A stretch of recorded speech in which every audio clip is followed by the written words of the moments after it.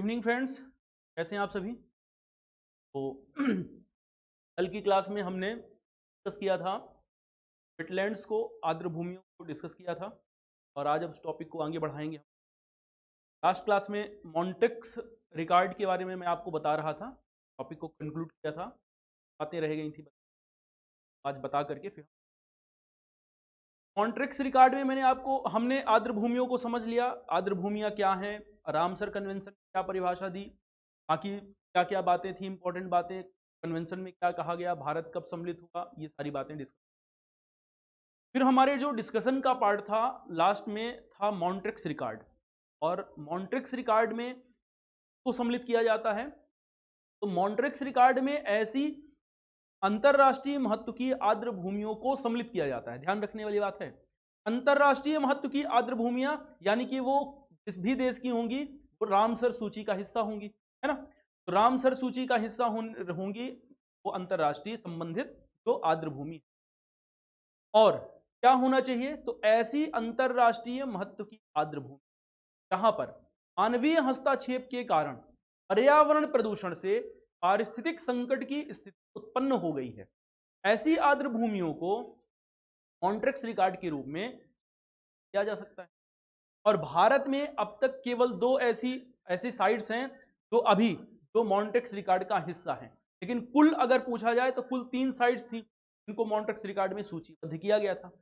सर्वप्रथम केवलादेव राष्ट्रीय उद्यान को शामिल किया गया था, और हमने ये बताया था कल की क्लास में आपको कि केवलादेव राष्ट्रीय उद्यान राजस्थान में इसकी समस्या थी, तो चारागाह की समस्या और वाटर रिसोर्सेज की समस्या थी, जलाशय या हम कह सकते हैं जल संकट उत्पन्न। इन समस्याओं के कारण केवलादेव राष्ट्रीय उद्यान को शामिल कर दिया गया था मॉन्ट्रिक्स। उसके बाद तो दूसरा मॉन्ट्रिक्स सूची में जो दूसरा स्थान सम्मिलित किया गया, तो दूसरा मॉन्ट्रिक्स रिकॉर्ड में सेकंड जो शामिल किया गया था वो शामिल की गई 1990 वर्ष 1990 में चिल्का झील को शामिल किया गया और लोकटक झील को शामिल किया गया। तो लोकटक झील तो अभी भी मॉन्ट्रिक्स रिकॉर्ड का हिस्सा है, लेकिन चिल्का झील को वर्ष 2002 में मॉन्ट्रिक्स सूची से बाहर कर दिया गया। गवर्नमेंट ने वहां पर प्रोग्राम चलाया, चिल्का झील में बहुत ज्यादा सिल्टेशन की प्रॉब्लम थी, तो गवर्नमेंट के द्वारा कंजर्वेशन प्रोग्राम चलाए गए और कंजर्वेशन प्रोग्राम के कारण चिल्का झील को मॉन्ट्रिक्स सूची से बाहर कर दिया गया। और वर्ष 2002 का रामसर संरक्षण पुरस्कार भी दिया गया था चिल्का झील उड़ीसा को। तो अगर प्रश्न बने कि अभी वर्तमान समय में कुल कितनी साइट्स हैं रामसर सूची जो मॉन्ट्रिक्स रिकॉर्ड में शामिल हैं, तो आप कहेंगे वर्तमान समय में भारत की 2 ऐसी साइट्स हैं जो अभी भी मॉन्ट्रिक्स रिकॉर्ड का है, और उनमें से एक है कौन, केवलादेव राष्ट्रीय उद्यान, और दूसरा है आपका लोकटक। फिर बात करते हैं कंजर्वेशन की प्रोग्राम की। तो वेटलैंड कंजर्वेशन प्रोग्राम जो है नेशनल वेटलैंड कंजर्वेशन प्रोग्राम वर्ष 1985-86 में, वर्ष 1985 में किया था national wetland conservation programme, Bharat सरकार के द्वारा प्रारंभ किया गया। आर्द्र भूमियों के संरक्षण से संबंधित प्रोग्राम था ये। हालांकि यूपीएससी के जो स्टूडेंट हैं वहां पर तो प्रश्न पूछे जाते हैं, लैंड कंजर्वेशन प्रोग्राम क्या है, शोर लाइन कंजर्वेशन प्रोग्राम क्या होते हैं, यूपीपीसीएस इंपॉर्टेंट नहीं, वहां पे हम डिटेल में यहाँ पर बात करते हैं नेशनल वेटलैंड कंजर्वेशन क्या है, कि हम लोग एससी वाली क्लास में तो डिटेल में बात करते हैं। यहाँ पर मैं आपको एक सामान्य सा थोड़ा सा बता देता हूँ, ध्यान रखिएगा, हालांकि क्वेश्चन अभी तक नहीं आया हुआ है, फिर भी थोड़ा सा बता देते हैं कि नेशनल वेटलैंड कंजर्वेशन प्रोग्राम 85 में प्रारंभ किया गया, भारत सरकार का प्रोग्राम था। आगे जो नेशनल वेटलैंड कंजर्वेशन प्रोग्राम था NWCP था, इसका नाम बदल दिया गया, national wetland conservation management programme कर दिया, NWMP कर दिया गया। 2000 इसमें कंजर्वेशन से संबंधित कुछ रूल्स आए थे, और वर्ष 2010 में, 2017 में और 2020 में कंजर्वेशन से संबंधित, वेटलैंड कंजर्वेशन से संबंधित रूल्स बनाए गए।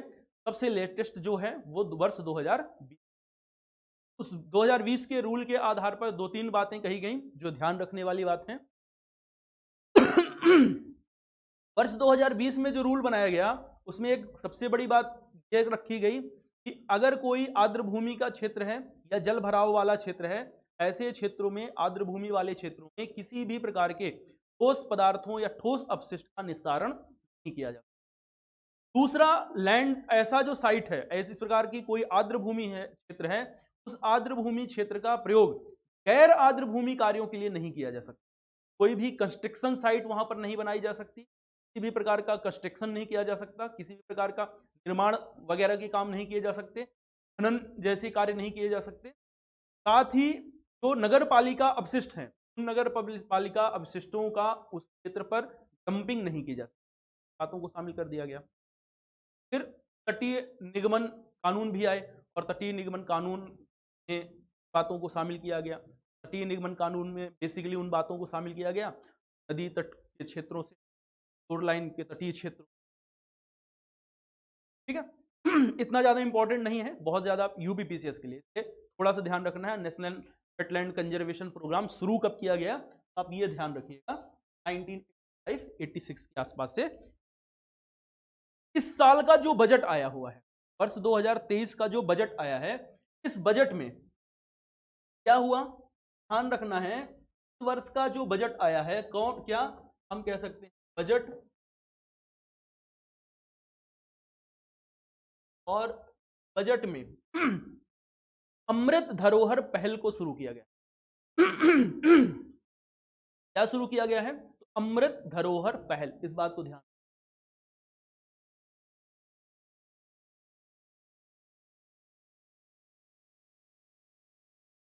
अमृत धरोहर योजना आपके प्रीलिम्स के लिए बड़ी, बहुत ही इंपॉर्टेंट योजना है अमृत धरोहर योजना, क्योंकि अमृत धरोहर योजना एक 3 वर्षीय योजना है, 3 वर्षीय कार्यक्रम है और आर्द्र भूमियों के रखरखाव, संरक्षण से संबंधित है। ध्यान, 2 बातों का ध्यान रखना है। क्या ध्यान रखना है, पहली बात तो ये संबंधित है आर्द्र भूमियों के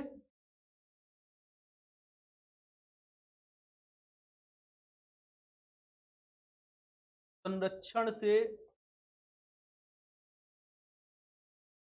संबंधित है। और दूसरी जो इंपॉर्टेंट बात है वो है कि ये 3 वर्षीय योजना,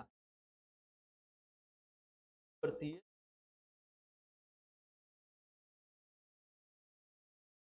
करंट का अगर आगे कोई इश्यूज आते हैं जो हमें लगेगा कि इसको डिस्कस करना चाहिए, अपने क्लास प्रोग्राम में शामिल करना चाहिए, जब हमारा कोर्स कंप्लीट हो जाएगा उसके बाद देख लेंगे कि कुछ अगर इंपॉर्टेंट अलग से करंट अफेयर्स की बातें बाद में अगर आती हैं तो अलग से क्लास लेकर के ऐड कर दी, आप लोग उसके लिए बिल्कुल एकदम निश्चिंत रहिएगा, क्लासेस आपको मिल जाए, ठीक। तो बजट में, इस बार के बजट में अमृत धरोहर योजना आई और इस अमृत धरोहर योजना को आप लोगों को अब 2-3 बातें हैं वो डिस्कस कर लेते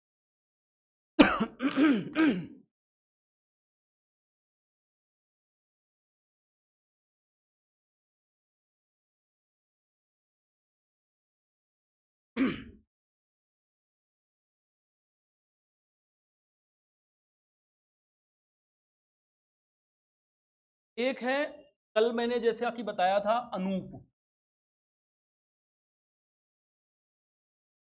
और कक्ष के बारे में कल हमने पढ़ा था अनूप, जल भराव वाले क्षेत्र के बारे में पढ़ रहे थे ना, और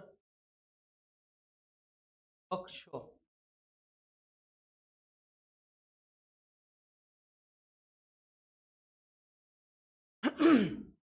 अनूप को स्टेम्स बोलते हैं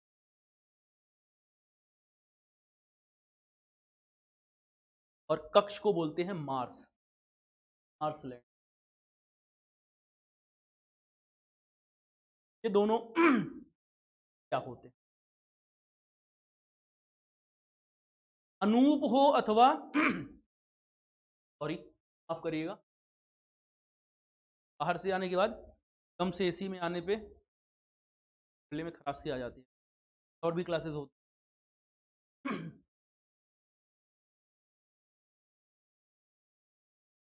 अनूप और कक्ष की बात करता हूं, दोनों ही आर्द्र भूमियां हैं, दोनों ही क्या हैं, दोनों ही हैं आर्द्र वेटलैंड्स है। तो अनूप हो अथवा कक्ष हो, स्वेम्स हो, स्वेम्सलैंड्स हो अथवा मार्सलैंड हो, दोनों ही क्या हैं, आप कह सकते हैं दोनों ही आर्द्र भूमि, और दोनों का ही संबंध सामान्यतः बहते हुए जल से होता है। कल हमने समझा था ना कि आर्द्र भूमियों में स्थिर जल हो सकता है व गतिशील जल हो सकता है ना। तो दोनों का ही संबंध कैसे होता है, आप कह सकते हैं बहते हुए जल से संबंधित। तो दोनों ही बहते हुए जल से संबंधित, दोनों बहते हुए जल से संबंधित हैं और आर्द्र भूमियां हैं, फिर भी दोनों में अंतर है। तो अंतर क्या होता है, अनूप जो क्षेत्र होते हैं, पहले कक्ष को समझ लीजिए। कक्ष ऐसी आर्द्र भूमि क्षेत्र होते हैं जहां पर वृक्ष नहीं पाए जाते। तो आप क्या कहेंगे, जहां पर वृक्ष नहीं पाए जाते।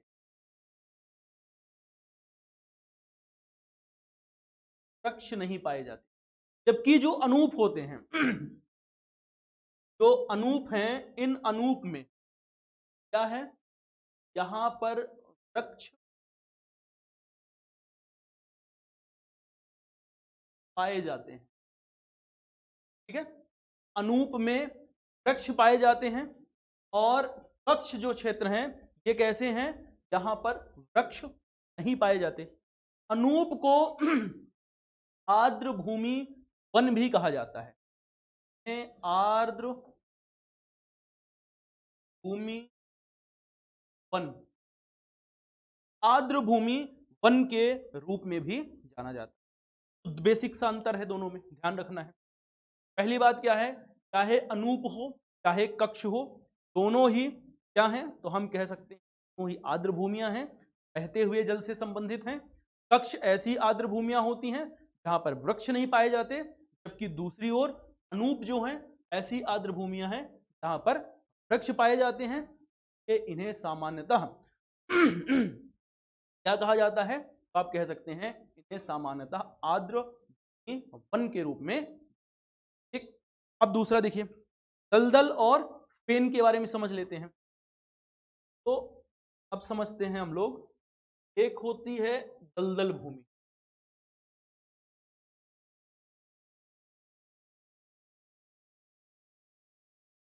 दलदल दलदल लैंड, इसे बॉग बोलते हैं।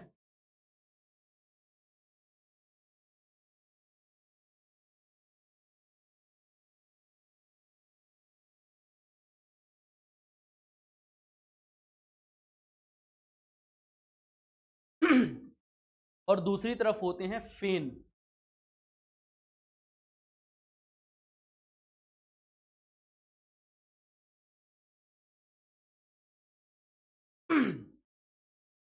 दोनों ही आर्द्र भूमियां हैं। तो दलदल भूमि हो अथवा फेन हो, दोनों ही क्या हैं, आप कह सकते हैं आर्द्र भूमि, और दोनों ही सामान्यतः ऐसे क्षेत्रों में पाए जाते हैं जहां पर जलमग्न मृदा का विकास होता है। दोनों ही सामान्यतः ऐसे क्षेत्रों में पाए जाते हैं जहां जलमग्न मृदा का विकास होता है। फिर भी अंतर होता है दोनों में। कैसा अंतर है, अगर मान लीजिए कोई क्षेत्र है और यहां पर वर्षा हो रही है, और वर्षा हुई, और वर्षा होने के कारण क्या हुआ, इस क्षेत्र में जल भराव हो गया। तो वर्षा हुई और वर्षा होने से जल भराव की स्थिति हो गई। क्या हो रही है, वर्षा हुई और वर्षा से जल भराव। तो वर्षा होने से जल भराव की स्थिति हुई, इस क्षेत्र में पानी भर गया, और जल भराव की स्थिति के कारण एक प्रकार सा कैसा क्षेत्र बन गया, आप कह सकते हैं एक प्रकार का दलदल भूमि का क्षेत्र बन गया। इसे हम सामान्य भाषा में दलदल भूमि ही कहते हैं। तो दलदल भूमि ऐसी आर्द्र भूमियां अथवा जल भराव वाले क्षेत्र होते हैं जहां पर जल की आपूर्ति वर्षा जल के माध्यम से होती है। ठीक, अब देखिए, पानी यहां पर भरा हुआ है, जल भरा हुआ है, अगर अम्ल है तो अम्लों का विघटन तो होगा नहीं क्योंकि पानी भरा हुआ है। इन क्षेत्रों में अम्लों का विघटन नहीं होता, इसलिए ऐसे क्षेत्रों का रासायनिक गुण अम्लीय हो जाता है। इसकी रासायनिक प्रकृति, अगर दलदल की रासायनिक प्रकृति की जाए रासायनिक गुण की बात करें तो रासायनिक गुण कैसा होगा? आप कहेंगे रासायनिक गुण का अम्लीय, अम्लीय प्रकृति का हो। ठीक है। दूसरी ओर कोई ऐसा क्षेत्र है, कोई ऐसी साइट्स है जहां पर जल की आपूर्ति, पानी कहीं से बहता हुआ आ रहा है और इकट्ठा हो जा रहा है, पानी बहता हुआ आया और इकट्ठा हो गया, अथवा भूमिगत जल के माध्यम से जल का रिसाव हो रहा है, भूमिगत जल से जल का रिसाव हो रहा है और इस क्षेत्र में पानी भर गया, जल भराव हो गया। तो कैसे? या तो जल बहाव से जल आके इकट्ठा हो रहा है, या तो भूमिगत माध्यम से जल आता है और इस क्षेत्र में आकर के इकट्ठा हो जा रहा है। तो ऐसे स्थिति में भी तो जल भराव का क्षेत्र बनेगा। तो इस प्रकार का जो जल भराव का क्षेत्र होता है, जो जल भराव का क्षेत्र बनता है, इस प्रकार के जल भराव के क्षेत्र को फेन कहते हैं। क्या कहते हैं? आप कह सकते हैं फेन कहा। अब देखिए, रासायनिक गुण की अगर बात करें, आसपास से पानी आकर के इकट्ठा हो रहा है, सतह से भी पानी आएगा, क्षारीय तत्वों को लाएगा और क्षारीय तत्वों को इकट्ठा करेगा। तो यहां पर रासायनिक गुण कैसा हो जाएगा? अम्लीय तो नहीं रहेगा, क्षारीय हो भी सकता है और नहीं भी हो सकता।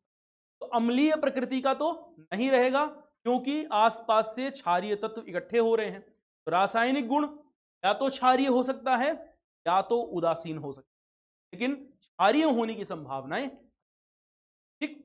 तो इन बातों को ध्यान रखिएगा। अब हम लोग डिस्कशन करते हैं, तो हमारा नेक्स्ट टॉपिक था, वो था मैंग्रोव्स के बारे में। आप हेडिंग लगाइए, मैंग्रोव पारिस्थितिक तंत्र। ठीक, डिस्कस करते हैं हम लोग मैंग्रोव पारिस्थितिक तंत्र।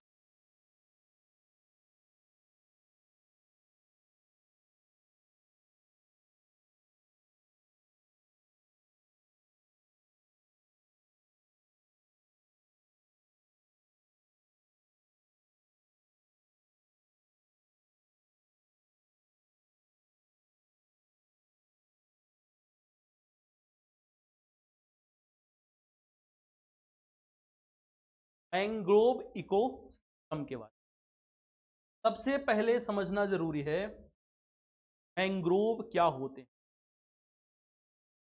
मैंग्रोव क्या हैं? अगर मैंग्रोव्स की बात की जाए तो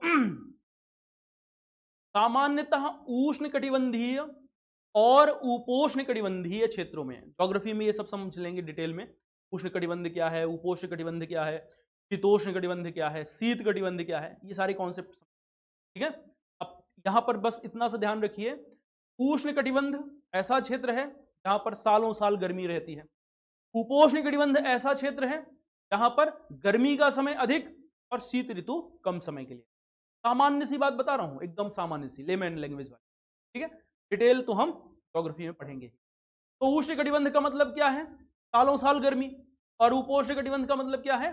हम कह रहे हैं कि लंबे साल में अधिक समय के लिए गर्मी रहेगी, यानी मान लिया हमने 8 महीने के लिए गर्मी और 4 महीने के लिए सर्दी। सामान्य सी बात बता रहा हूं, अधिक समय के लिए गर्मी और कम समय के लिए सर्दी का टाइम। ठीक। तो उष्ण कटिबंधीय और उपोष्ण कटिबंधीय क्षेत्रों में, सामान्यतः तटीय क्षेत्रों में विकसित होने वाले झाड़ी नुमा वनस्पति को मैंग्रोव कहा जाता है। मैंग्रोव क्या है? पहली बात तो हमने ये जाना कि मैंग्रोव का विकास कहां हो रहा है। हमने जाना कि उष्ण कटिबंध,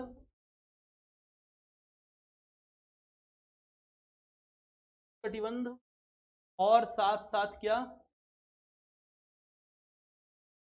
उष्ण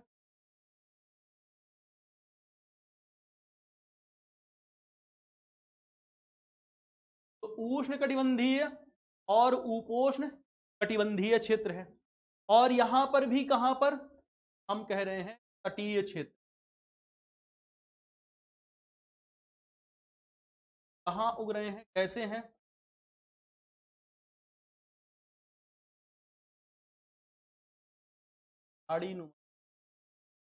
झाड़ीनुमा वृक्ष जो होते हैं इन्हें ही कहा जाता है तो तटीय क्षेत्रों में उग रहे हैं यानी कि लवण युक्त जल होगा। जब इनका विकास तटीय क्षेत्र में हो रहा है इसका मतलब है लवण युक्त जलीय क्षेत्र में विकसित, यही हुआ ना, मतलब लवण युक्त जलीय क्षेत्रों में इनका विकास होता है। स्वच्छ जलीय क्षेत्र में भी इनका विकास हो सकता है, ऐसा नहीं है कि स्वच्छ जलीय क्षेत्र में विकसित नहीं होंगे, लेकिन ऐसी स्थिति में पूर्ण विकास नहीं होगा। तो वनस्पतियों का पूर्ण विकास नहीं होगा अगर स्वच्छ। तो बेसिकली हमने इतना देख लिया, उष्णकटिबंधीय और उपोष्णकटिबंधीय क्षेत्रों में, कहां पर आप कह सकते हैं तटीय क्षेत्रों में झाड़ीनुमा जो वनस्पतियों के वृक्ष उग रहे हैं, इन वनस्पतियों को झाड़ीनुमा वनस्पति को ही हम कह रहे हैं, तो कह रहे हैं झाड़ी के आकार के होते हैं।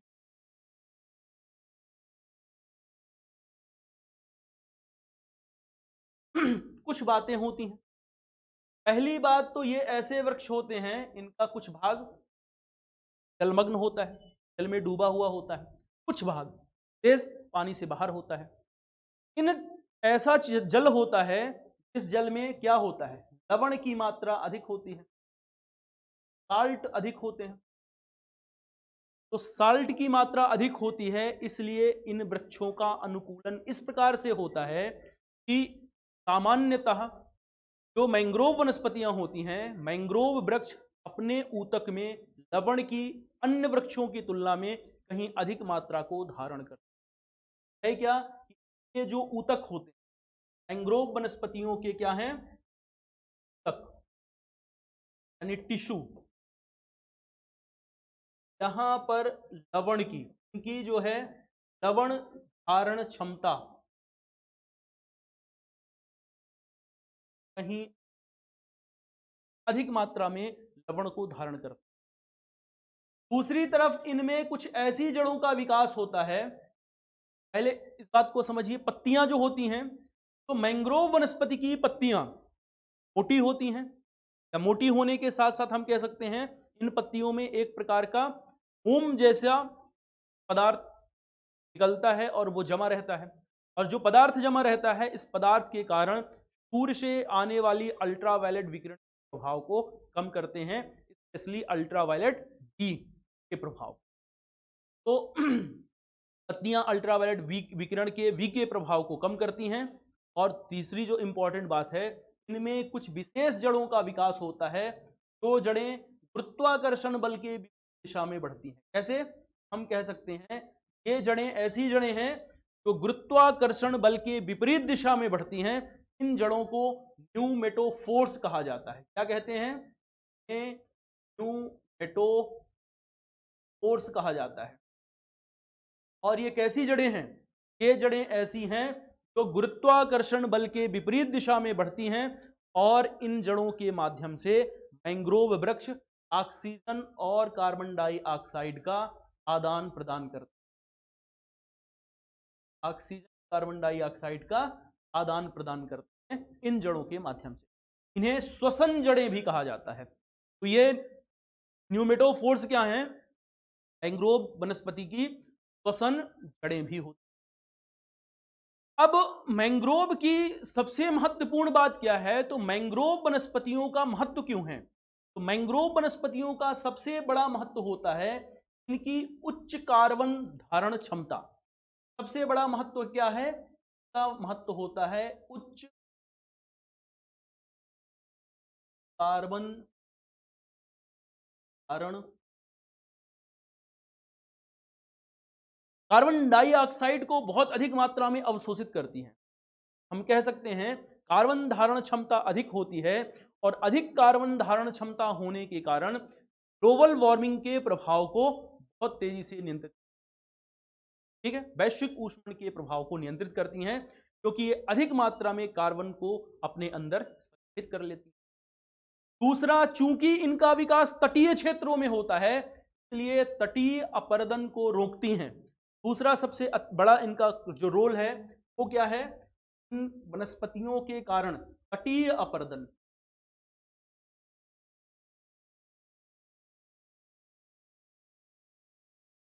का प्रभाव कम हो जाता है। कहेंगे आप कि सर अपर्दन क्या है, इरूजन क्या है? ये भी ज्योग्राफी में ही है, पढ़ेंगे हम लोग। इरूजन, वेदरिंग और मास वेस्टिंग, तीन कॉन्सेप्ट पढ़ते हैं। इरोजन का सिंपल सा यहां से मतलब ये समझिए कि जब कभी पानी, अगर मान लीजिए पानी आकर के तट से टकरा रहा है, फिर वापस जा रहा है, टकरा रहा है, फिर वापस जा रहा है, तो अपने साथ साथ तट को काट करके ले जाएगा। यही हम क्या कह रहे हैं कि ये अपर्दन कह रहे हैं। ठीक है, तो इनकी उच्च धारण कार्बन धारण क्षमता होती है। और अगर मैंग्रोव वनस्पतियों का विकास है तो वहां मैंग्रोव वनस्पतियों के विकास के कारण समुद्री तरंगों की तीव्रताओं का प्रभाव कम हो जाता है, और समुद्री तरंगों की तीव्रताओं के प्रभाव के कम होने से तटीय अपर्दन के प्रभाव कम हो जाते हैं।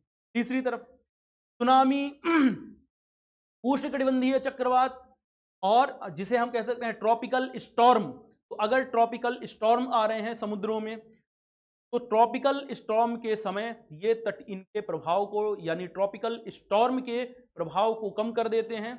के प्रभाव से तटीय क्षेत्रों की रक्षा भी करते हैं। तीसरा इंपॉर्टेंट रोल क्या है? ट्रॉपिकल स्टॉर्म जैसी स्थितियों के समय, ट्रॉपिकल स्टॉर्म या ट्रॉपिकल साइक्लोन जैसी स्थिति के समय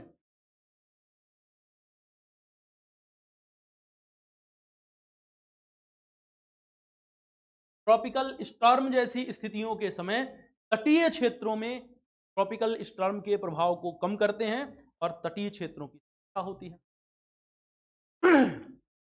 ये इनका आर्थिक महत्व भी बहुत होता है, और इनसे जड़ी बूटियां, जड़ी बूटियों के साथ साथ शहद आदि की प्राप्ति होती है। केले सुंदरबन से जो क्षेत्र है, मैंग्रोव वनस्पतियों का क्षेत्र है, बहुत अधिक मात्रा में शहद की आपूर्ति की। ठीक है, इस प्रकार से मैंग्रोव वनस्पतियां जो हैं, मैंग्रोव वनस्पतियां हमारे लिए अत्यंत महत्वपूर्ण वनस्पतियां होती हैं। अब बात करते हैं भारत में मैंग्रोव वनस्पतियों की स्थिति क्या है। और स्थिति देखना होगा तो हमें जानना पड़ेगा कहां पर? भारत वन स्थिति 2020 पर। देखते हैं भारत में मैंग्रोव वनों की स्थिति।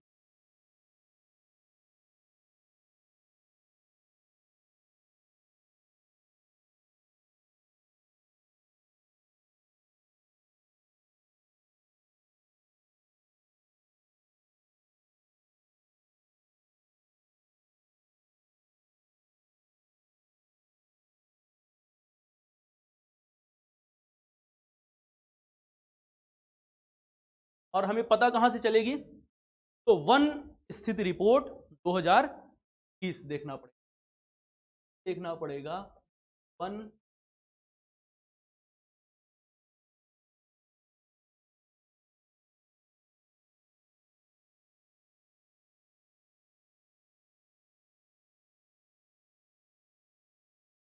अब पहली बात तो ये महत्वपूर्ण है कि वन स्थिति रिपोर्ट कौन निकालता है?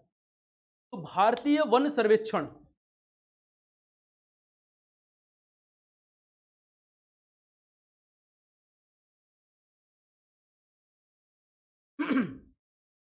तो वन स्थिति रिपोर्ट निकालता है भारतीय वन सर्वेक्षण, जो कि भारतीय पर्यावरण, वन और जलवायु परिवर्तन मंत्रालय के अधीन है। तो वन स्थिति रिपोर्ट निकालता कौन है? ये ध्यान रखिएगा, भारतीय वन सर्वेक्षण, FSI निकालता। और FSI किसके अंतर्गत काम करता है? ये काम करता है भारतीय वन पर्यावरण, भारतीय वन और पर्यावरण मंत्रालय। तो भारत के पर्यावरण वन और जलवायु परिवर्तन मंत्रालय के अंतर्गत काम करता है। ठीक है, काम करता है पर्यावरण वन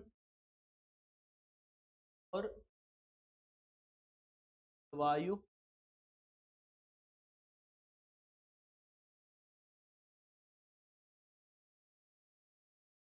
पर्यावरण और वायु। ठीक है, 2021 में जो रिपोर्ट आई थी, ये कौन सी रिपोर्ट थी? ये 17वीं रिपोर्ट थी। ये भी ध्यान रखिएगा, वर्ष 1987 से प्रकाशित की जाती है। ये 17वीं रिपोर्ट थी। और वर्ष 1987 से प्रकाशित होती है और प्रत्येक 2 वर्ष में इसका प्रकाशन किया। बात को ध्यान रखना है, ठीक है। देश में मैंग्रोव वनों की स्थिति की अगर बात की जाए तो कुल भौगोलिक क्षेत्रफल का 0.15%। तो भारत में मैंग्रोव वन कितने हैं, तो आप कह सकते हैं कुल भौगोलिक क्षेत्र का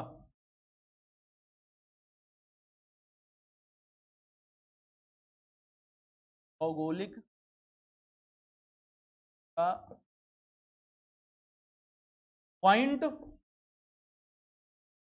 0.15।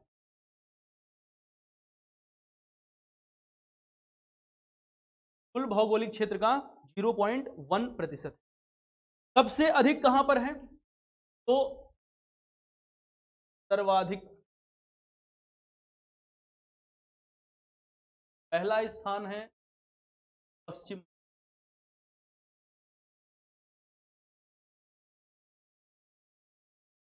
पहले स्थान पर है आपका पश्चिम बंगाल, दूसरे स्थान पर है गुजरात और तीसरे स्थान पर है गुजरात और तीसरे स्थान अंडमान और निकोबार। अंडमान है ये, अंडमान और निकोबार, ठीक है। तो ये 3 जगह क्षेत्र हैं जहां पर सबसे अधिक मैंग्रोव वनस्पतियों का विकास हुआ है। सबसे पहले स्थान पर है पश्चिम बंगाल, गुजरात पर अंडमान और। मैंग्रोव वनस्पति में सबसे अधिक वृद्धि कहां पर हुई है, एक ब्लॉक ये भी बन सकता है, बना लीजिएगा आप लोग भी। सर्वाधिक वृद्धि, सर्वाधिक वृद्धि यानी कि मैंग्रोव वनस्पतियों में सर्वाधिक वृद्धि करने वाले राज्य, ऐसे बनाइएगा, मैंग्रोव वनस्पतियों में सर्वाधिक वृद्धि करने वाले राज्य। नंबर 1 में है उड़ीसा, सर्वाधिक वृद्धि में, सर्वाधिक वृद्धि में पहले नंबर पर है उड़ीसा, दूसरे नंबर पर है महाराष्ट्र और तीसरे नंबर पर है कर्नाटका। पहले में है उड़ीसा, दूसरे में है महाराष्ट्र और तीसरे नंबर पर है कर्नाटका। सबसे इंपॉर्टेंट बात यह है, मैंग्रोव वनस्पतियों का ह्रास देखा गया है एक राज्य में और वो राज्य है गुजरात। बात को नोट करके अंडरलाइन बना करके चाहे लिख लीजिएगा, क्या, गुजरात में, कहां पर, गुजरात में मैंग्रोव वनस्पतियों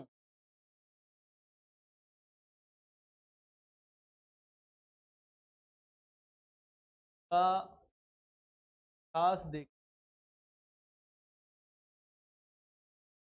है।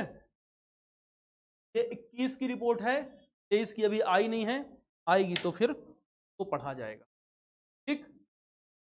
चलिए, तो रिपोर्ट के अनुसार हमने क्या देखा, 3 बातें ध्यान रखनी है। सबसे पहली बात क्या ध्यान रखनी है कि पहली बात तो ध्यान रखना है कि सबसे अधिक कहां कहां है मैंग्रोव वनस्पतियां। सबसे अधिक जो मैंग्रोव वनस्पतियां हैं पश्चिम बंगाल, गुजरात और अंडमान और निकोबार द्वीप समूह। दूसरा जो ध्यान रखने वाली बात है कि सबसे अधिक वृद्धि कहां पर हो गई, सबसे अधिक वृद्धि किया है उड़ीसा ने, महाराष्ट्र में और कर्नाटका में। और तीसरी जो इंपॉर्टेंट बात ध्यान रखने वाली है, ध्यान रखने वाली बात यह है कि गुजरात एक ऐसा राज्य है जहां पर मैंग्रोव वनस्पतियों का ह्रास। अब इस वर्ष का जो बजट आया है, इस वर्ष के बजट में मैंग्रोव वनस्पतियों के संरक्षण के लिए हिस्ट्री पहल को चालू किया गया। ध्यान रखिएगा, ये पहल बहुत इंपॉर्टेंट है। हिस्ट्री पहल शुरू की गई है के लिए,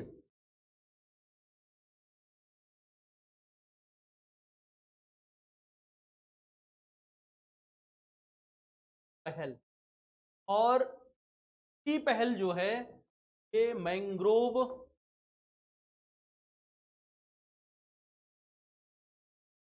के संरक्षण, और शुरू किया गया है इसको बजट 2020 में। सप्तऋषि प्रोग्राम है, उसी में पर्यावरण से संबंधित मुद्दे हैं और उसी में है हमारी मिष्टी पहल। मिष्टी पहल का फुल फॉर्म क्या है? मिष्टी पहल का फुल फॉर्म है mangrove initiative for shoreline habitat and tangible income. लिख लीजिए इसको, मैंग्रोव इनिशिएटिव फॉर शोरलाइन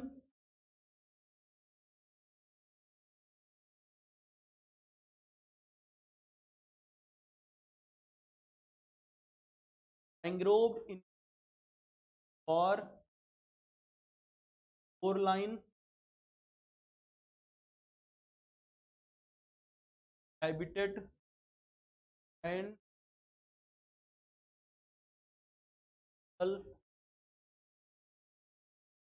ठीक है, mangrove initiative for shoreline habitat and tangible income है अब पूरा फुल फॉर्म। प्रीलिम्स के लिए इंपॉर्टेंट है, ध्यान रखिएगा, स्टेट पीसीएस में प्रीलिम्स में प्रश्न बन सकता है। प्रीलिम्स के पॉइंट ऑफ व्यू से हमारे लिए एक इंपॉर्टेंट पहल हो जाती है, इसका नाम ध्यान। ठीक, तो ये जो हमारा टॉपिक था अभी तक हमने डिस्कस क्या किया? हमने डिस्कस कर लिया इकोसिस्टम हम का अध्ययन कर रहे हैं, स्टडी ऑफ इकोसिस्टम। और स्टडी ऑफ इकोसिस्टम का पहला पार्ट, दो पार्ट में हमने बांटा था। पहला पार्ट जो था उस पहले पार्ट को हमने कंप्लीट कर लिया और पहले पार्ट में था कंपोनेंट्स और टाइप्स ऑफ इकोसिस्टम। टाइप में भी हमने देख लिया फल के बारे में और जलीय पारिस्थितिक, तो जो इंपॉर्टेंट जलीय पारिस्थितिक थे उन सारे पारिस्थितिक समझ लिया। अब हम लोग बात करते हैं फंक्शन ऑफ इकोसिस्टम। जो आपने हेडिंग लगाई थी सेकंड पार्ट जो था फंक्शन ऑफ इकोसिस्टम, पारिस्थितिक तंत्र के कार्य। अब हेडिंग लगाइए आप लोग पारिस्थितिक तंत्र के कार्य, और हम इसको आगे बढ़ाते हैं। और पारिस्थितिक तंत्र के कार्य जो है, पारिस्थितिक तंत्र के कार्य में भी सबसे पहला क्या है? पारिस्थितिक तंत्र की उत्पादकता। अब हेडिंग लगाना है क्या आपको? पारिस्थितिक तंत्र के कार्य।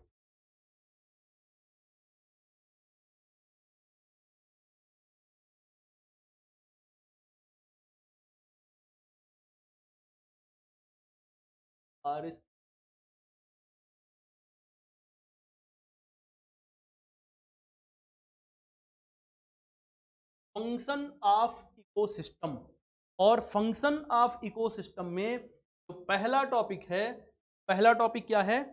पारिस्थितिक तंत्र की उत्पादकता। लिंक लगाइएगा आप लोग, पहला टॉपिक पारिस्थितिक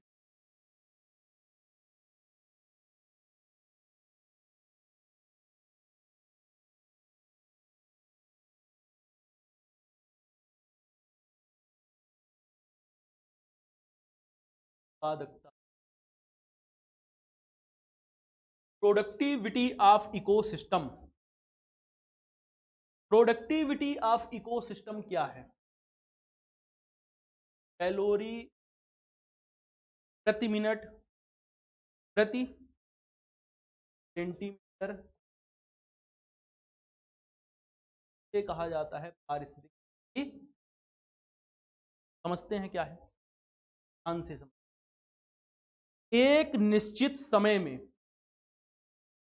एक निश्चित क्षेत्र में पारिस्थितिक तंत्र में उत्पादकों के द्वारा उत्पादकों के कार्बनिक पदार्थों के रूप में संचित कुल ऊर्जा की मात्रा ही पारिस्थितिक तंत्र की उत्पादकता। हम क्या कह सकते हैं? इकाई समय में, इकाई क्षेत्र में पारिस्थितिक तंत्र में उत्पादकों के द्वारा, इकाई समय में इकाई क्षेत्र में पारिस्थितिक तंत्र के उत्पादकों के द्वारा संचित कुल ऊर्जा की मात्रा ही पारिस्थितिक की उत्पादकता। तो दो तीन बातें हैं तो समझते हैं। उत्पादकता का निर्धारण किस प्रकार से होता है, क्या क्या नाम दिया जाता है, कौन कौन से अलग अलग नाम हैं, सारी बातों को। तो हमने ये जाना कि पारिस्थितिक तंत्र में उत्पादन का काम करते हैं उत्पादक, कौन करते हैं?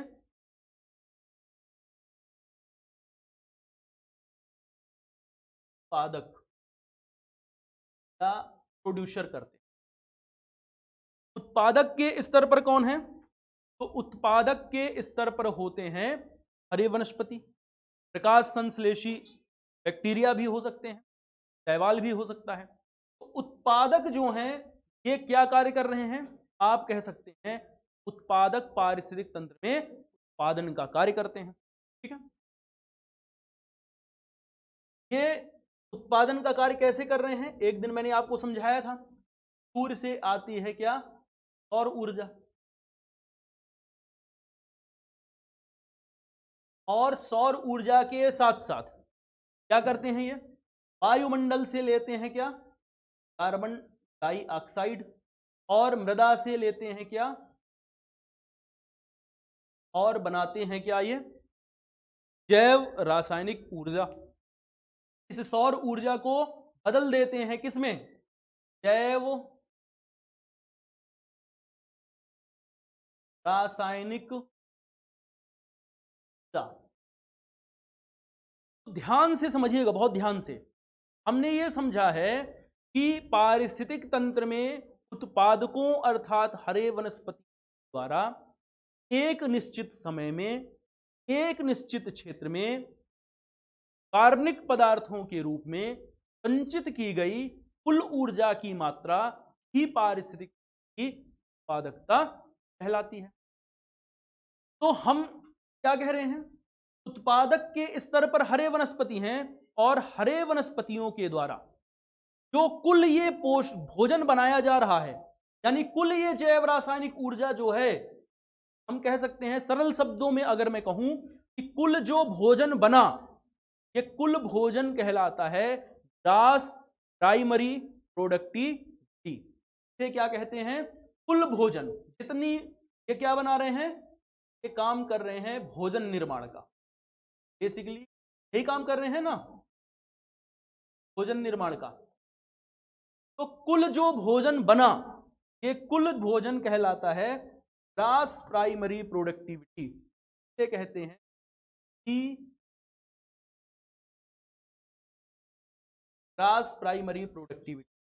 तो अगर आपसे कोई पूछे कि ग्रास प्राइमरी प्रोडक्टिविटी क्या है, सकल प्राथमिक उत्पादकता, तो इसके लिए हिंदी में लिखिएगा, क्या लिखिएगा? ग्रास प्राइमरी प्रोडक्टिविटी के लिए लिखिएगा सकल प्राथमिक उत्पादकता लिखिएगा। तो अगर आपसे कोई पूछे कि सकल प्राथमिक उत्पादकता क्या है, तो आप क्या कहेंगे कि हरे वनस्पतियों अथवा उत्पादकों के द्वारा एक निश्चित, ठीक है, कार्बनिक पदार्थों के रूप में संचित की गई कुल क्या है? कुल भोजन की या कुल ऊर्जा की जो मात्रा है, वही सकल प्राथमिक उत्पादकता है। अब आप ये जानते हैं कि उत्पादकों से ही, यानी हरे वनस्पतियों से सीधे सीधे जो आश्रित होते हैं, भोजन प्राप्त करते हैं, शाकाहारी होते हैं, है ना? तो उत्पादकों पर आश्रित होते हैं प्राथमिक उपभोक्ता। सही हमने पढ़ा हुआ है। प्राथमिक उपभोक्ता से हम क्या कह रहे हैं? प्राइमरी कंज्यूमर्स, जिसे हम शाकाहारी कह रहे हैं। तो शाकाहारी यहां पर कौन है? इस स्थान पर है शाकाहारी। देखिए, जो ग्रास प्राइमरी प्रोडक्टिविटी बनी, सकल प्राथमिक उत्पादकता बनी, इस सकल प्राथमिक उत्पादकता के एक भाग का इस्तेमाल उत्पादकों के द्वारा स्वयं कर लिया जाता है, और जो बचा हुआ भाग होता है, वो बचा हुआ भाग अगले पोषी स्तर पर पहुंचता है। ध्यान से एक बात समझना है, यहां पर एक शब्द आया पोषी स्तर, बड़ा इंपॉर्टेंट शब्द है, प्रश्न पूछ लेता है इसमें। क्या? पोषी स्तर, ट्रॉपिक लेवल। पोषी स्तर क्या है? तो जिस स्तर पर भी जिस स्तर पर ऊर्जा का उपयोग किया जाता है, इसे पोषी स्तर कहते हैं। हम क्या कह सकते हैं? पोषी स्तर क्या है? जिस स्तर पर ऊर्जा का उपयोग किया जाता है।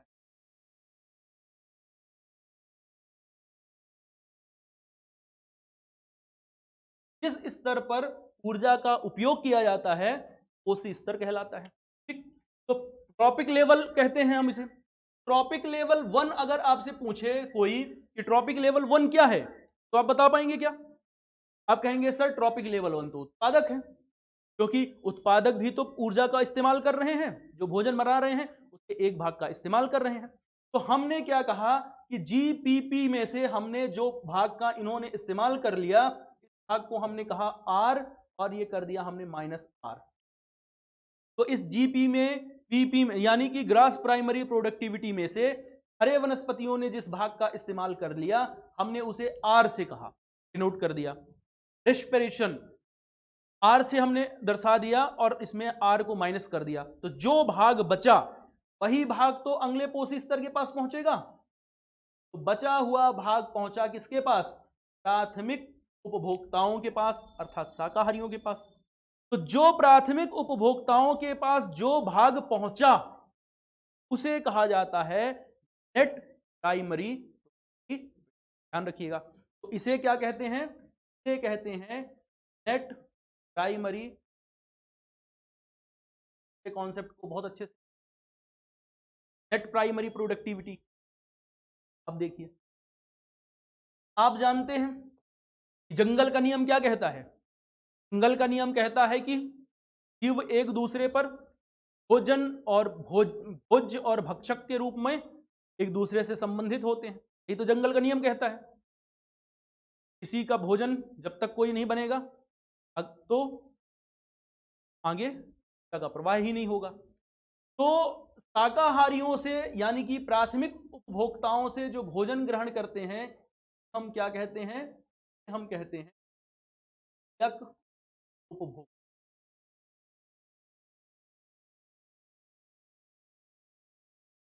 अब इन द्वितीयक उपभोक्ताओं के स्तर पर होते हैं मांसा, ऐसे ही होता है। जो शाकाहारियों के पास ऊर्जा पहुंची वो ऊर्जा कहलाई नेट प्राइमरी प्रोडक्टिविटी, शुद्ध प्राथमिक उत्पादकता कहलाई। अब इस शुद्ध प्राथमिक उत्पादकता का ये भी तो इस्तेमाल करेंगे अपनी दिनचर्या में, अपने रेस्पिरेशन के कार्यों में। तो इस एनपीपी में से एक भाग का इस्तेमाल कर लिया किन्होंने? तो आप कहेंगे प्राथमिक उपभोक्ताओं ने। अब जो बचा भाग, वही बचा हुआ भाग अगले पोषी स्तर पर पहुंच जाएगा, अगले पोषी स्तर पर जाएगा। और अगले पोषी स्तर पर जो भाग जाएगा में क्या हुआ? माइनस आर लग गया। तो जो भाग पहुंचा अगले पोषी स्तर पर, यानी कि मांसाहारियों के पास, से कहा जाता है सेकेंडरी प्रोडक्टिव, द्वितीयक उत्पादकता। ठीक, ध्यान रखिएगा। अब एक बात और समझते हैं। क्या समझना? कि मान लीजिए कि हरे वनस्पतियों ने भोजन बनाया और हरे वनस्पतियों ने जो कुल भोजन बनाया, कुल भोजन, वो कुल भोजन है 100 जूल। मान लिया हमने कि इन्होंने कुल 100 जूल भोजन बनाया। अब इस 100 जूल में से 90% इन्होंने ही इस्तेमाल कर लिया। तो 90% का इस्तेमाल स्वयं कर लेते हैं और बचा हुआ 10% ही अगले ट्रॉपिक लेवल पर जाता है। यानी कि ट्रॉपिक लेवल 1 ने 100 जूल भोजन बनाया और 90% यानी 90 जूल का इस्तेमाल कर लिया, तो बचा 10 जूल। 10 जूल पहुंचा कहां पर? शाकाहारियों। अब शाकाहारियों ने इस 10 जूल के 90% का खुद इस्तेमाल कर लिया और बचा कितना? 1 जूल। ये गया अगले पोषी स्तर के पास, तो ये पहुंचा कहां पर? 1 जूल हो गया। कहां पहुंच रहा है? तक। दो बातें सामने आ रही हैं।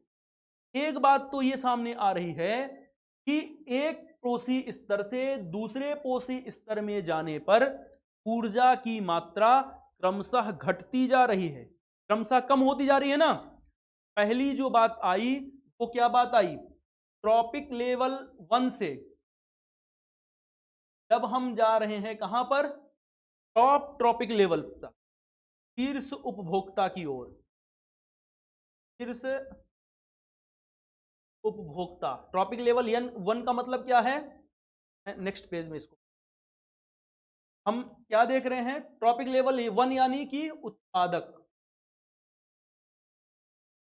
उत्पादक से जब हम जा रहे हैं शीर्ष उपभोक्ता की ओर, टॉप कंज्यूमर, तो देखते हैं ऊर्जा की मात्रा या ऊर्जा की उपलब्धता घटती जा रही है ना। पहला बुलेट पॉइंट हमारा इंपॉर्टेंट क्या हुआ कि उत्पादक से शीर्ष उपभोक्ताओं की ओर जाने पर ऊर्जा की उपलब्धता क्रमशः घटती चली। दूसरी बात जो हमने देखी,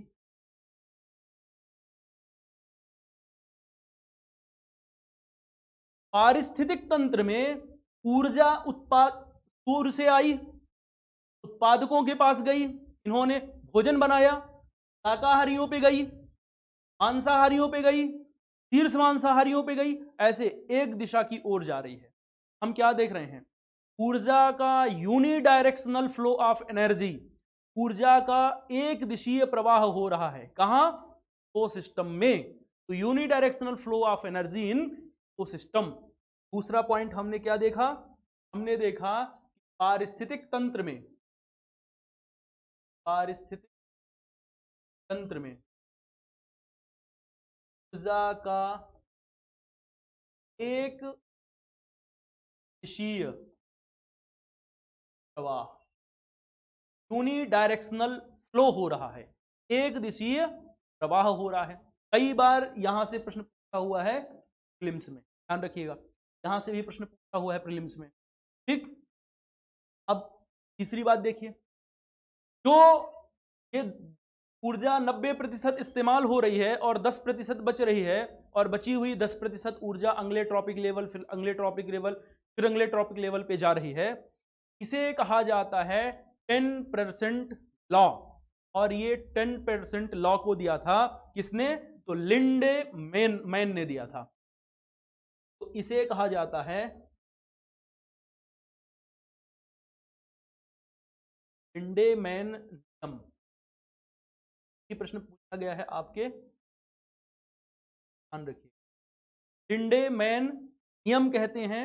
और लिंडे मैन नियम क्या कहलाता है, क्या कहता है, लिंडे मैन नियम ये कहता है एक पोषी स्तर से दूसरे पोषी स्तर में जाने पर क्रमशः ऊर्जा की मात्रा घट रही है, और उत्पादक से उपभोक्ता की ओर जाने पर प्रत्येक स्तर में 90% ऊर्जा का इस्तेमाल किया जाता है, बची हुई 10% ऊर्जा ही अगले पोषी स्तर की ओर, ठीक है। बात को हमने समझ लिया। अब देखिए, तो अभी तक 2-3 बातें इंपॉर्टेंट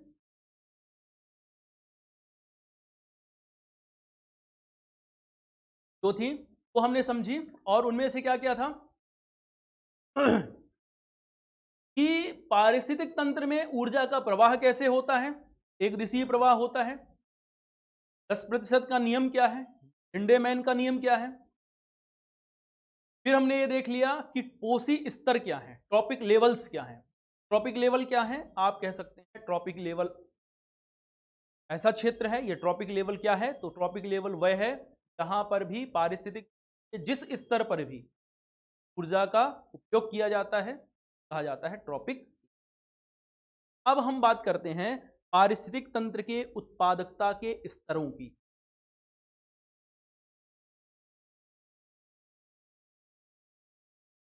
पारिस्थितिक तंत्र में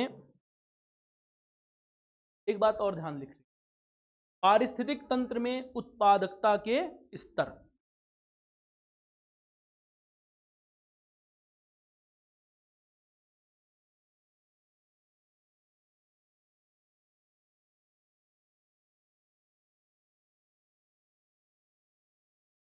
उत्पादक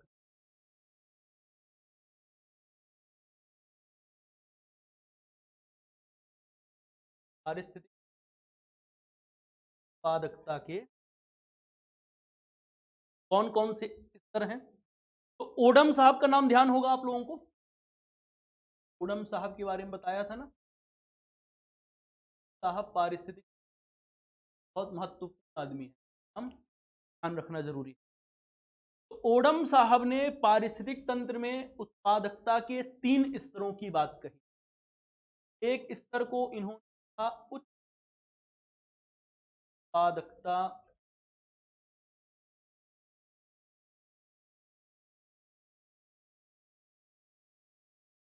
ऐसा क्षेत्र जहां की पारिस्थितिक उत्पादकता, इकोलॉजिकल प्रोडक्टिविटी अधिक होती है या अत्यधिक।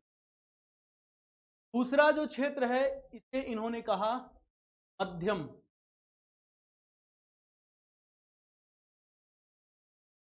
उत्पादकता,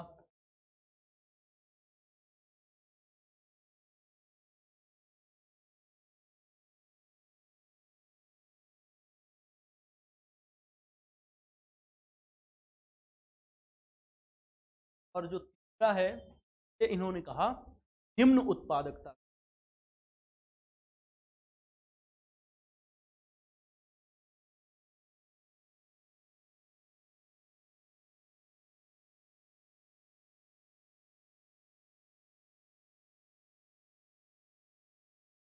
अब देखिए, ये जो उच्च उत्पादकता के क्षेत्र हैं, इस उच्च उत्पादकता के क्षेत्रों में ये ऐसा क्षेत्र है जहां की इकोलॉजिकल प्रोडक्टिविटी, पारिस्थितिक उत्पादकता बहुत अधिक होती है। और इसमें से पहला क्षेत्र है क्या?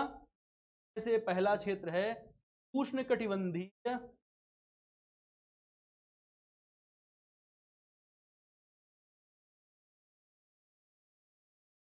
वर्षा, उष्णकटिबंधीय वर्षावन। दूसरा क्या है? तो यहां पर जो दूसरा क्षेत्र है इसे कहा जाता है गहन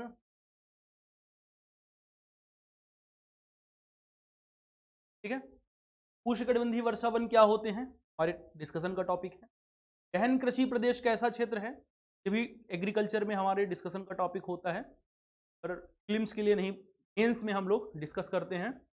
एग्रीकल्चर और एग्रीकल्चर बेल्ट डिस्कस करते हैं, वहाँ पर देखते हैं कि कौन कौन से विस्तृत कृषि प्रदेश कौन से हैं, गहन कृषि प्रदेश कौन से हैं, ये डिफरेंट टाइप के होते हैं। जलवासी कृषि प्रदेश, स्थानांतरण कृषि प्रदेश, इनमें से एक है गहन कृषि प्रदेश। गहन कृषि प्रदेश ऐसा क्षेत्र होता है जहां पर मशीनीकरण के माध्यम से, ध्यान रखिएगा, मशीनीकरण के माध्यम से एक कृषि वर्ष में एक से अधिक फसलों का उत्पादन किया जाता है। गहन कृषि प्रदेश होता है। उच्च उत्पादकता वाला क्षेत्र होता है, यील्ड प्रति हेक्टेयर बहुत अधिक होती है, तो यील्ड प्रति हेक्टेयर, इस प्रकार के क्षेत्र को गहन कृषि प्रदेश का। और तीसरे नंबर में रखा जाता है सागरीय पारिस्थितिक तंत्र, वहां पर भी कोरल्स को, जहां जिस थर्ड नंबर पे आता है सागरीय पारिस्थितिक, ठीक है। अब आ जाइए मध्यम उत्पादकता। मध्यम उत्पादकता में भी 3 क्षेत्रों को रखा जाता है। पहला है घास के मैदान,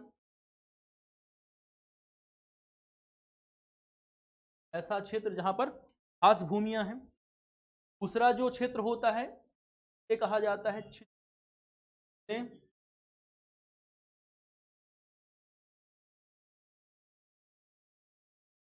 झीलें। और तीसरा होता है विस्तृत कृषि प्रदेश, एक ऐसा क्षेत्र है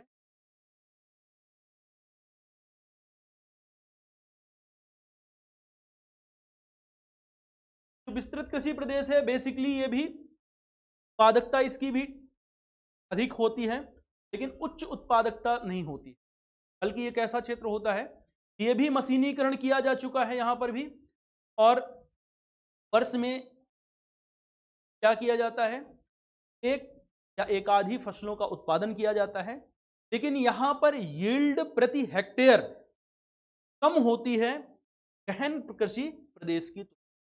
ये ऐसा क्षेत्र है जहां पर यील्ड प्रति हेक्टेयर कम होता है गहन कृषि। ठीक है। अब निम्न उत्पादकता वाले जो क्षेत्र हैं, यहां पर है एक क्षेत्र, इसे कहते हैं मरुस्थलीय प्रदेश। स्थान पर रखा जाता है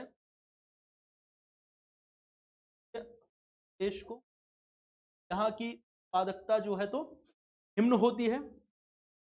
दूसरा ऐसा क्षेत्र है जहां पर हिमाच्छादित सतह होती है, कह सकते हैं हिमाच्छादित देश को रखा जाता है। और थर्ड नंबर पर जो रखा जाता है, थर्ड नंबर पर ऐसे क्षेत्रों को रखा जाता है जो अगाध सागरीय क्षेत्र होते हैं। डीप ओशियन का जो रीजन यहां पर होता है अगाध सागरीय की ठीक। अब कुछ बातों को ध्यान रखिएगा। किसी भी क्षेत्र में वनस्पति की सघनता का उस क्षेत्र की इकोलॉजिकल प्रोडक्टिविटी, पारिस्थितिकी उत्पादकता के साथ का संबंध होता है।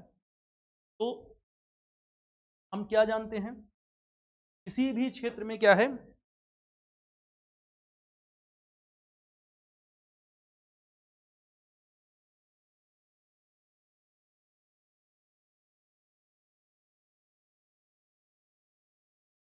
आप ये जानते हैं अच्छे से कि वनस्पतियां जो हैं, हरे वनस्पतियां, ये क्या काम कर रही हैं, पारिस्थितिक तंत्र में उत्पादकता का कार्य कर रही हैं। तो मैं क्या कह सकता हूं, वनस्पति कंक्लूजन अगर एक निकाला जाए तो हम कंक्लूजन क्या निकाल सकते हैं कि वनस्पति की सघनता का पारिस्थितिक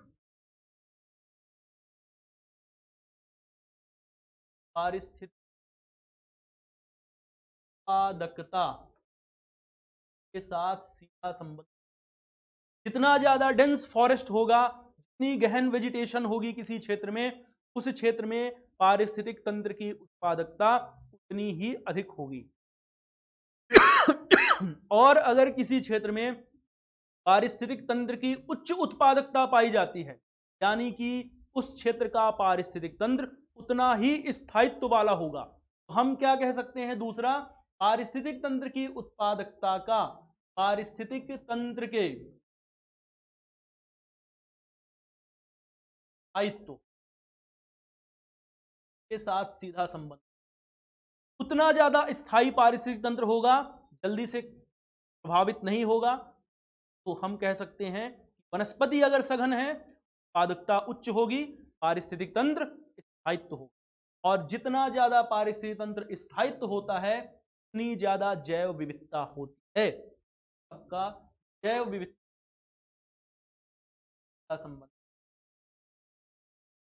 क्षेत्र की जैव विविधता भी, एक कंक्लूजन हम ड्रॉ कर सकते हैं। तो हमने एक कंक्लूजन क्या ड्रॉ कर लिया, हमने ये कंक्लूजन ड्रॉ कर लिया, किसी क्षेत्र में वनस्पति की घनता का उस क्षेत्र की पारिस्थितिक तंत्र की उत्पादकता के साथ संबंध होता है, और पारिस्थितिक तंत्र उत्पादकता क्षेत्र के पारिस्थितिक तंत्र के स्थायित्व को नियंत्रित करती है, यानी स्थायित्व को बढ़ाती है। और अधिक स्थायित्व वाला पारिस्थितिक वाले क्षेत्र में जैव विविधता भी। तो पारिस्थितिक तंत्र की उत्पादकता के टॉपिक में हमने डिस्कशन करके ये समझ लिया कि किसी पारिस्थितिक में दो तीन बातें हैं। पहली बात क्या है कि ऊर्जा का एक दिशीय प्रवाह हो रहा है, यूनिडायरेक्शनल फ्लो हो रहा है पारिस्थितिक तंत्र में। दूसरा, भिन्न पोषी स्तर हैं, और पोषी स्तर क्या हैं, जिस भी स्तर पर ऊर्जा का उपयोग किया जाता है उसे हम कहते हैं पारिस्थितिक में पोषी स्तर या ट्रॉपिक लेवल कहते हैं। और फिर हमने ये देख लिया कि 10% लॉ क्या कहता है, एक पोषी स्तर से दूसरे पोषी स्तर में जैसे जैसे आते हैं ऊर्जा की मात्रा जाती है, हमको भी समझ लिया। आज की क्लास में इतना ही रखते हैं, कल टॉपिक को आगे बढ़ाएंगे और चीज़ों को और बेहतर समझेंगे। Thank you.